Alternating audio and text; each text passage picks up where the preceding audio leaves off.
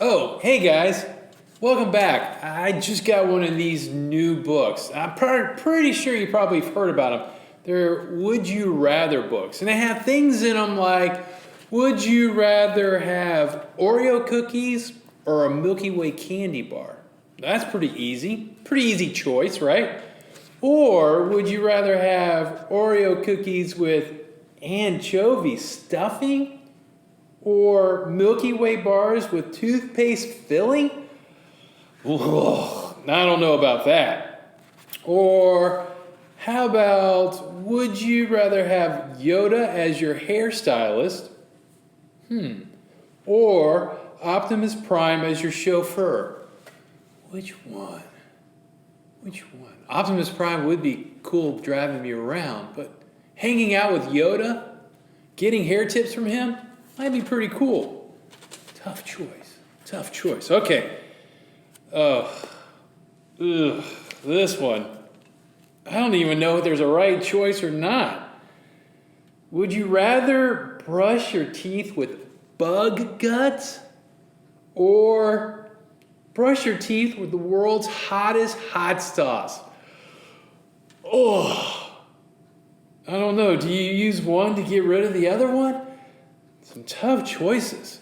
But that's what this book is. It's fun just thinking about the tough choices you might have to make. Hopefully you never have to make those choices, but some days you do make choices, whether you want chocolate or vanilla ice cream, or what about strawberry or butter pecan?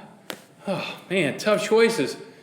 What about for your birthday? Do you want regular birthday cake, cupcakes, ice cream cake, or what about even a cookie cake? Some days those choices are tough. What about this one?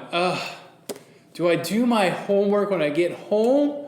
Or do I wait after I have a snack? Or after I play a couple video games? Or watch some TV? Yeah. Or maybe before I go to bed? Yeah, those are all choices that you have to make. Or even gets harder. What if you have to do the things that your parents have to tell you to do, or choose what you want to do? I think there's only one real answer on that, like this one. Choosing to do what God tells you to do versus what you want to do.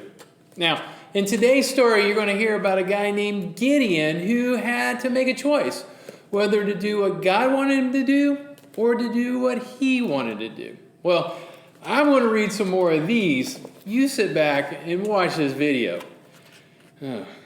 Never be able to eat a meal unless it's served on a... Oh, yuck. I don't even want to read that one. Just watch this. Gideon obeyed God. For 7 years, the Midianites ruled over God's people, the Israelites. The Midianites attacked the Israelites and destroyed their crops. The Israelites hid in the mountains. One day, Gideon was threshing, beating out wheat in his hiding place when an angel of God visited him. "The Lord is with you, mighty warrior," the angel said. "You will save your people from the Midianites." Gideon answered, "How can I save Israel? My family is poor and I'm the youngest in my family." "I will be with you," God promised. "You will strike down the Midianites as if they were only one man." Gideon gathered 32,000 men, but God said, "You have too many soldiers. Tell those who are afraid to go home." Many men left, and only 10,000 stayed to fight. God said, "There are still too many men. Take them down to the water and watch how they drink. Place in one group the men who scoop up water with their hands and lap it with their tongues like dogs. Place those who kneel to drink straight from the water in another group." Gideon obeyed God. Only 300 men drank with their hands to their mouths. God told Gideon, "I will help you defeat the Midianites with these 300 men. Send the rest home." God helped Gideon know what to do. God told Gideon to give every man a trumpet and an empty pitcher with a torch inside. Gideon directed the men to surround the enemy camp. When Gideon blew his trumpet, the men broke the pitchers, blew their trumpets, and shouted, "For the Lord and for Gideon!" The Midianites were terrified. God confused them, and they began to fight one another and run away. The battle was won. Wow, what a great story. Can you imagine being Gideon? Now, Gideon was hiding while he was preparing the wheat so they could be used for food, right? But he was doing it where he was not being able to be seen by the Midianites, who he was afraid who might come and steal it. So you can see he was a very brave guy, right? Probably not. He was kind of hiding out so nobody would see what he was doing. Then while he was doing this, an angel shows up and tells him that he is going to lead God's army against the very people that he is hiding from. Sounds great, right? Now, he's got a choice, doesn't he? To follow what the angel has just told him or go back home and hide, right? Because he's thinking about himself as not much of a warrior. In fact, he's saying, my family's not very important. Or, I'm not even important within my family, who's not important. So he's getting ready to make a choice, whether to follow God or not. But he decides to go and follow God. And so he gets there, and God prepares an army for him. 32,000 men. So I'm pretty sure he's feeling pretty confident about the situation. But then God tells him, hey, look, tell those guys who are nervous and afraid that they can go home. I'm pretty sure Gideon thought, does that mean me too? I'm kind of nervous and afraid. I like to go home too. But he didn't. He stayed because that's what God asked him to do. He chose to stay. And then he finds out that he's with 10,000 guys. That's a lot less, right? Now he's got to go fight the Midianites with a less army. But that is what God told him to do. So he's choosing to follow God. But then it gets really interesting. God tells him once again, there's too many. How can you say there's too many, God? There's only 10,000. How are we supposed to win with just less than 10,000? He says, all right, find the ones who are drinking a certain way. And so there was 300 of them that were drinking a certain way. I'm pretty sure Gideon thought, all right, I can afford to lose 300 guys. But the truth of the matter was that's what he was left with, 300 guys to go fight a war. I don't know about you, but that choice of following God or going to your own house, it's getting tougher and tougher. But we see he chose to follow God. And I'm pretty sure he's thinking, all right, I got 300 guys, so maybe God's got this great weapon he's going to let us use, like a really cool laser light sword. I know they haven't been invented yet, but that would be pretty cool, right? It's what you're going to need.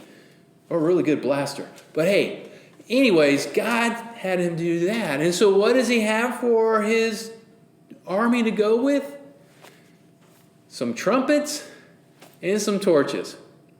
Oh boy, that's what we have. 300 men, some torches, and some trumpets. Sounds like a great concert, but not a great war, right? Once again, he had a choice to make, either to follow God and do what he said, even though it seemed impossible, or to do what he wanted to do, maybe go back home and hide. He chose to follow God. And what happened? We see that God used those 300 guys, the trumpets and the torches, and conquered the Midianites. See, they got crazy and were afraid, and they ran away. God won the battle. It wasn't Gideon. Gideon was able to be a part of it because he followed God. He chose to follow him and was a part of that awesome event. Can you just imagine what would have happened if he decided to go home? We don't know. He probably would have missed out on that awesome blessing. So we're so glad that Gideon shows us that it's always better to choose what God tells us to do.